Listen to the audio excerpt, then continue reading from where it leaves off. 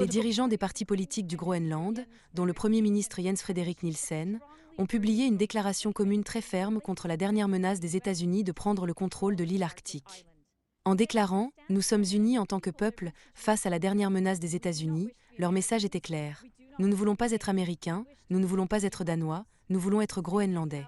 La déclaration décrit la manière dont le Groenland est gouverné conformément à la loi sur l'autonomie et au droit international, affirmant qu'il coopérerait avec les États-Unis et d'autres pays occidentaux dans le cadre du droit international, mais que l'avenir du pays serait décidé par le peuple groenlandais et non par Washington. Ils ont écrit qu'aucun autre pays n'avait le droit d'interférer dans ce processus et qu'ils ne se sentiront pas non plus contraints de prendre des décisions hâtives. Ils ont appelé à un dialogue fondé sur la démocratie et les principes internationaux. Cette déclaration fait suite à l'annonce faite vendredi par le président américain Donald Trump, qui a déclaré qu'il prendrait le contrôle du Groenland, qu'il le veuille ou non, ajoutant que les États-Unis le feraient soit avec la manière douce, soit avec la manière forte. Je ne parle pas encore d'argent pour le Groenland. Nous allons faire quelque chose pour le Groenland, qu'ils le veuillent ou non. Ce genre de discours suscite l'incrédulité chez les personnes à qui nous avons parlé ici, car il va à l'encontre de l'esprit de coopération qui règne dans l'Arctique.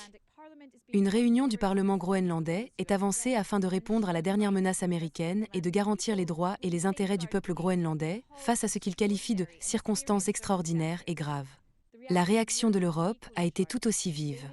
La première ministre danoise, Mette Frederiksen, avertit que toute tentative de prendre le Groenland par la force marquerait la fin de tout, démantelant ainsi l'alliance de l'OTAN vieille de plusieurs décennies et l'ordre de sécurité établi après la Seconde Guerre mondiale. Au début de la semaine, cette grande puissance européenne, dont la France, l'Allemagne et le Royaume-Uni, ont publié une déclaration commune affirmant que seuls le Groenland et le Danemark pouvaient décider de leur avenir.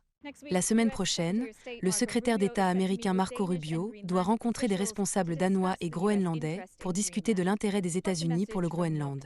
Mais le message de Nuuk reste très clair, le Groenland n'est pas à vendre.